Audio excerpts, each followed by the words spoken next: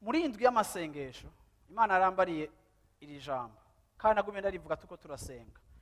Naravuze ngo hari igihe uzi imbere y'Imana ufise ikintu uri kurarondera ariko Imana ikaguha ikirengeye ico waje kurondera. Hari igihe uzi imbere y'Imana ufise ico wibaza ko ari cyo ukeneye ariko mu kwegera Imana ikaguha ikirengeye ico wari ukeneye. Ntaco bitwaye ikituzana imbere y'Imana ariko Imana ishimwe yuko ituronsa akaryo tukayegera nayo biha akaryo ko kudukorera ivyo tutari tuzi ko dukeneye no kutwinjiza mu mugambi. Amasengesho ni ikintu kimpositiona mu mugambi w'Imana neza, kuko nanje ndi umuntu yarerewe muri Afrika akarererwa mu Burundi, ndafise mentalite mu buzima bwanje ishobora kuba ari mentalite y'ikirundi. Ikirundi canke ikinyarwanda canke igikongomani, ikirundi ntigishobora kumfasha kwinjira muri destine spirituelle. Indero nziza twahawe ntidushobora kudufasha kwinjira muri destine.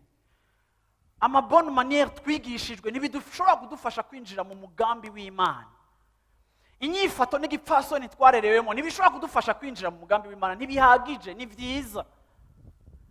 Ariko guconnecta n'umugambi w'Imana bisaba yuko quelque part ubuzima bwacu n'impwemu zacu ziba ziri connecte n'Imana, tukaba turi abantu b'impwemu, kuko ngo nayone ni impwemu kandi n'abayisenga bagomba kuyisenga mu mpwemu. Ivy'impwemu niyo langage y'Imana.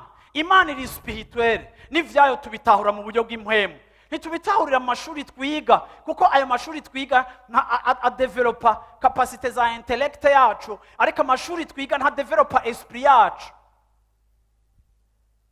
Nico gituma muri no myaka yiherezo abantu bariko bararondera amasensation mashasha.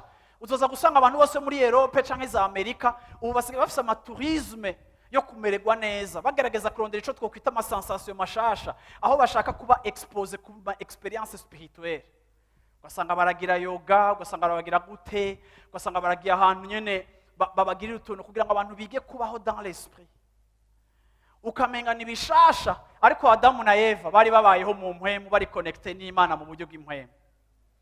Abakijijwe tubayeho mu mpwemu, ntidukeneye kugenda ahantu ngo bansige ivyondo vya shokora n'intuzenya, uravyumva ngo nabaye umunyakizungu, uravyumva hama ngo ngende ngo muri Azi ngo ahantu ngo bariko baragira ibintu ngo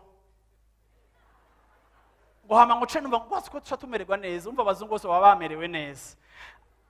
Twene dukeneye bijya bintu. Haleluya. Kuko Yesu muri twebwe n'ubuzima, aduha ubuzima, aduha umunezero, aduha amahoro, akora ikintu mu mpwemu zacu aho tutumva tudakeneye, kuko hari igihe ugenda kugira ama experience yo mu buryo bw'impwemu ukiconnecta n'ibiri diabolique, kuko ata protection spirituelle ufise, kuko amaraso ya Yesu atarashika mu buzima bwawe.